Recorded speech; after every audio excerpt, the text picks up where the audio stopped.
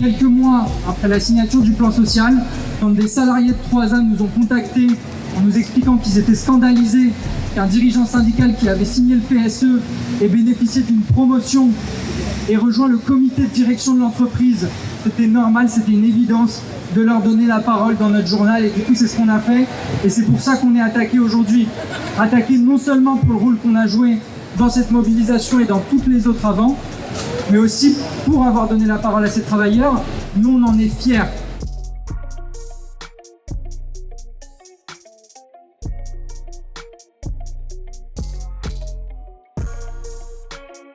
Bonjour tout le monde, on est en direct du rassemblement de solidarité avec Révolution Permanente au Palais de Justice, puisque Révolution Permanente est attaquée aujourd'hui pour un article en défense des salariés de 3A. Donc on est avec Serge qui est syndicaliste CGT chez Satis. Est-ce que tu peux nous dire un peu pourquoi c'était important pour toi de venir aujourd'hui ? Alors je suis venu aujourd'hui, bonjour, je suis venu parce que Révolution Permanente nous a bien aidés il y a 1 an et demi à peu près, lors d'un arrêt de travail qu'on avait fait à l'usine. Il y a eu un très bon relais. Et l'idée de mettre en assignation Révolution Permanente pour des mots comme ça dit, ça me met un petit peu hors de moi. Voilà, je trouve ça totalement injuste de faire cette démarche-là. Et moi je suis au NPA et puis le NPA apporte son entière solidarité à Révolution Permanente dans sa répression juridique qu'ils subissent.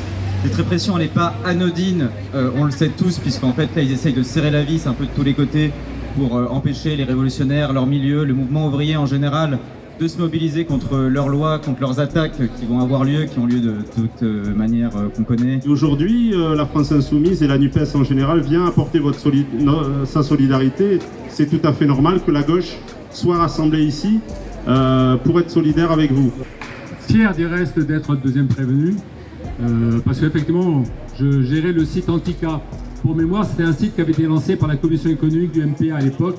Donc, je suis content qu'on se retrouve ici pour défendre cette cause, et je suis complètement solidaire de l'article qui a été écrit. Voilà, je voulais quand même rappeler que RP avait fait un gros rôle dans le rapport de force qu'on avait essayé en tout cas de mettre en face de notre direction. Voilà, ils avaient été présents sur nos tickets de grève, ils avaient fait pas mal d'articles, de vidéos, de machin et tout.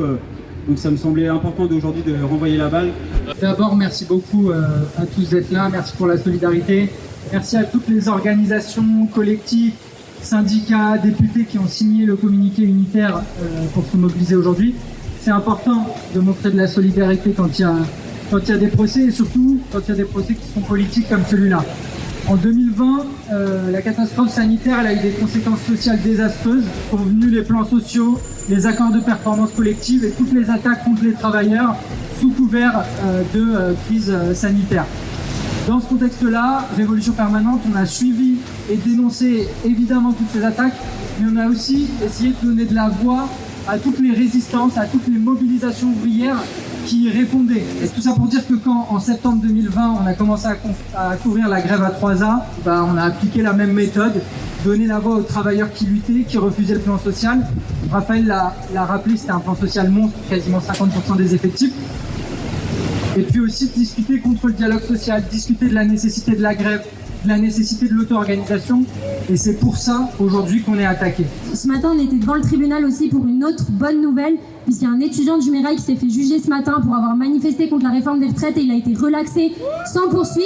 Et ça, c'est grâce au rapport de force, parce qu'on était devant les tribunaux pendant tout le mouvement, devant tous les commissariats, pour exiger la libération de tous les camarades qui étaient incarcérés, qui étaient frappés, réprimés par la police. Et en réalité, c'est la même justice qui nous a matraqués pendant le mouvement de lutte contre la réforme des retraites, qui aujourd'hui en fait attaque Révolution Permanente, ou qui a essayé en fait ce matin aussi, les TCO ils étaient aussi assignés en justice pour pouvoir permettre l'envoi de flics sur le piquet de grève pour casser la grève, et c'est une autre victoire. La justice a refusé, il n'y aura pas de flics demain, et c'est aussi le rapport de force des grévistes de TCO qui a permis ça. Donc moi c'était juste pour dire ça, pour dire qu'en réalité, face à une justice qui veut nous faire taire, que ce soit quand on manifeste contre la réforme des retraites, quand on dénonce les plans sociaux dans l'aéronautique, la seule réponse qu'on peut apporter c'est le rapport de force. Donc évidemment merci à toutes et celles et ceux qui sont venus nous soutenir, et on lâchera pas le combat.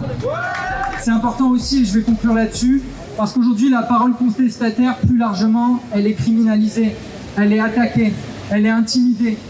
Quand Darmanin menace de procès ceux qui disent que la police tue, quand ceux qui dénoncent l'islamophobie d'État sont assimilés au terrorisme, à l'islamisme, et que leurs organisations sont menacées de dissolution. quand les soulèvements de la terre sont menacés, eux, à leur tour, d'être dissous demain en Conseil des ministres.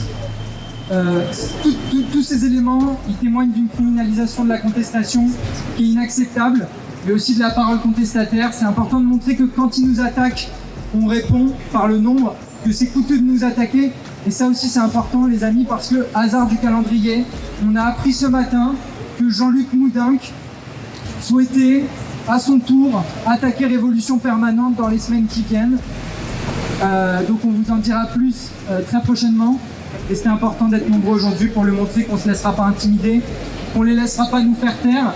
On va continuer de porter la voix des luttes ouvrières et des mobilisations de toutes celles et ceux qui luttent contre l'exploitation et l'oppression, et plus encore de discuter des stratégies, des méthodes pour gagner des batailles, mais aussi plus largement pour gagner la guerre, si j'ose dire, pour renverser ce système, pour en finir avec l'exploitation et l'oppression. Et on sera aux côtés de tous ceux qui ont cet objectif dans les mois et les années à venir.